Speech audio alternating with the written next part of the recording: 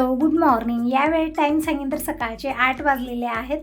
सगळ्यांना शुभ सकाळ. तर सकाळी सकाळी आम्ही कुठं जायला निघालो, म्हणजे जसं तुम्ही अगोदरच्या व्हिडिओमध्ये बघितलं, आम्ही ननंदबाईच्या घरी होतो. 2 दिवसाचा मुक्काम आमचा झाला तिकडं, कारण ताई येऊ दिले नाही, त्यामुळे तिथंच राहिलेलो होतो. आणि आज आम्ही फायनली सोनलकडे जायला निघालेलो आहोत. आणि जाता जाता इथं थांबलेलो आहोत फ्रूट घेण्यासाठी. म्हणजे सोनलचा फोन आलेला होता की ताई येत आहे. ती तर खूप एक्सायटेड आहे, खूपच खुश आणि आनंदी आहे.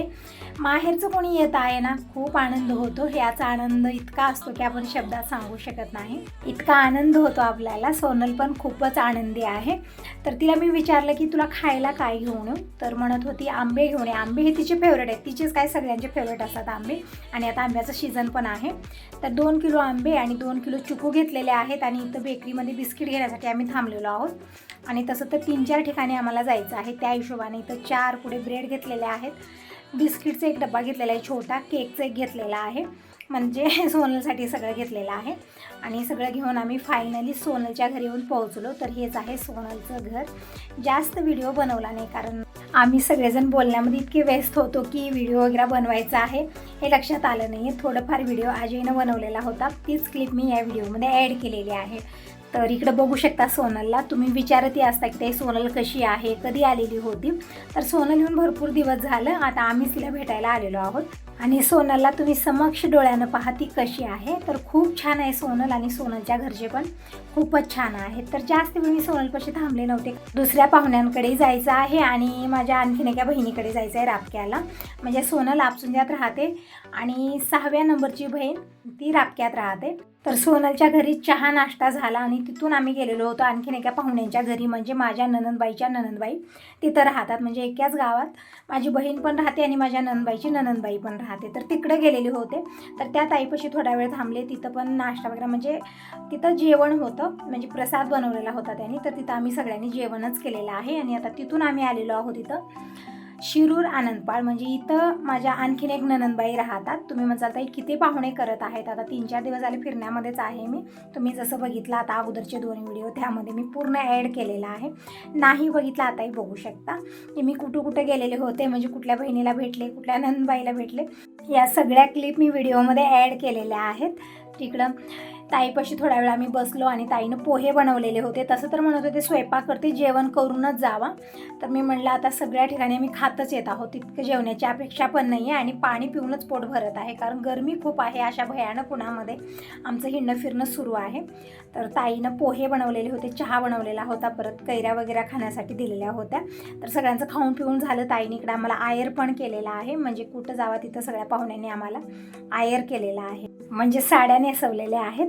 तर आता आम्ही आलेलो आहोत बाहेर आणि इथं आहे खूप सुंदर असं कृष्ण मंदिर. तर अगोदर आम्ही कृष्ण मंदिरमध्ये आलेलो आहोत आणि इथं देवाचे दर्शन घेत आहोत. आणि इथं मला एक सबस्क्रायबर ताई पण भेटल्या, म्हणजे त्या ताई इथंच राहतात. म्हणतात ताई मी तुमचे व्हिडिओ दररोज बघते, खूप छान असतात. तर या ताईशी बोलून छान वाटलं मला, खूप छान आहे त्यांचा स्वभाव.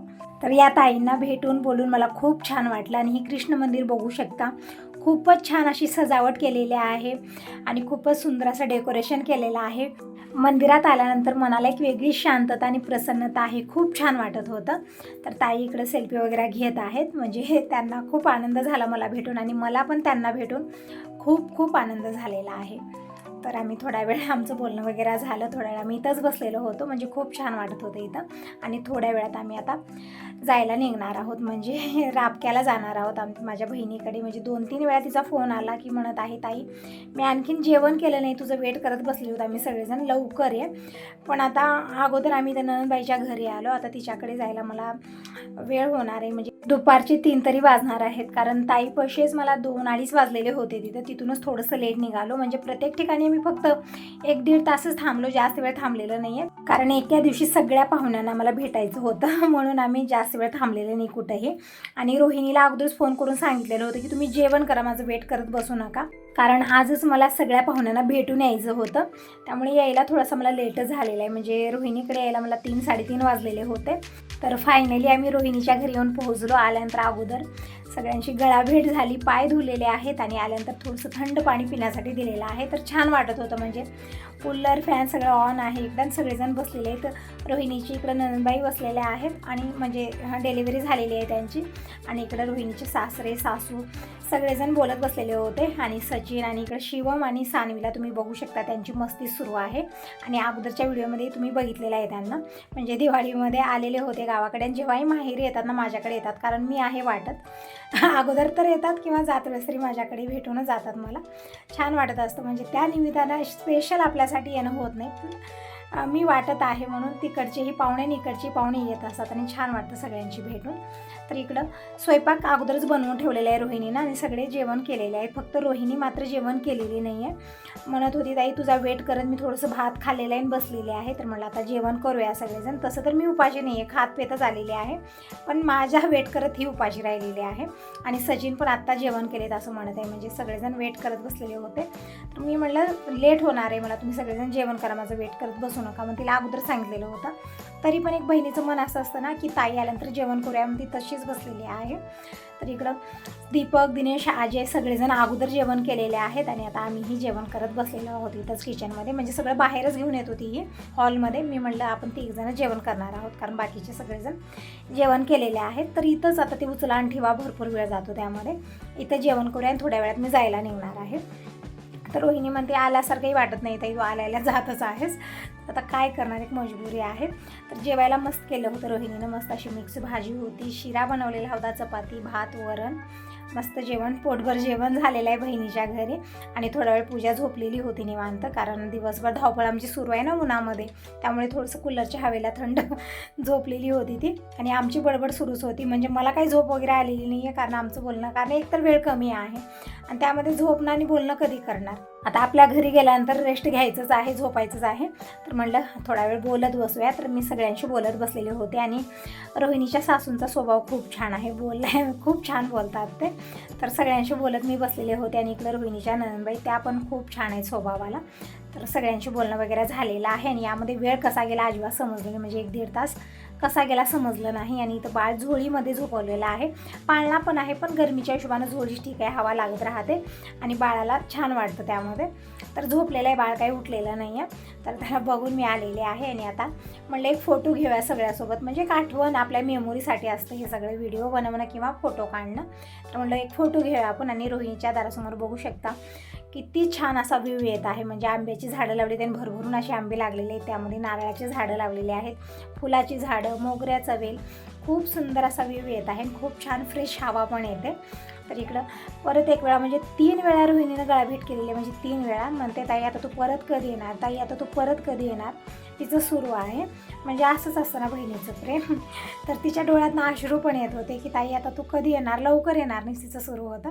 तर मी म्हटलं दीपक आता जेव्हा परत येईल ना तेव्हा मी परत येईन दीपकला घेऊन, कारण दिनेश पप्पांचं कसं आहे ना गॅरेजमध्ये कोणी नसतं, त्यामुळे ते बंद करून येणं करणं होत नाही आहे आम्हाला. त्यामुळे दीपक आल्यानंतरच आम्ही सगळ्या पाहुण्यांना भेटण्यासाठी निघतो घरातून बाहेर. आणि 3-4 दिवस झाले हेच काम सुरू आहे, सगळ्यांशी भेटणं बोलणं.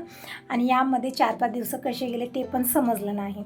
तर इकडं रोहिणीच्या सासूबाईनेही 2 वेळा गळाभेट केलेली आहे, 1 वेळा आल्यानंतर आणि आता जातवेळेस. आणि रोहिणीचं तर सांगूच नका, गडीगडला येते आणि गळ्याला पडते ताई आता तू कधी येणार, तू ताई कधी येणार, तिचं सुरू आहे. आणि इकडं सानवी आणि शिवम बघू शकता केव्हापासून चिकूल खेळत होते, म्हणजे चिखलामध्ये पाणी टाकणं, कालवणं आणि डब्यात भरणं, परत पाण्यात बुडवणं सुरू होतं. म्हणजे सुट्टी असली ना हे मुलं हेच करत असतात घरी. आणि रोहिणीच्या ननंदबाईचाही मुलगा आहे, तो पण असाच, म्हणजे चिखलामध्ये खेळणं दिवसभर.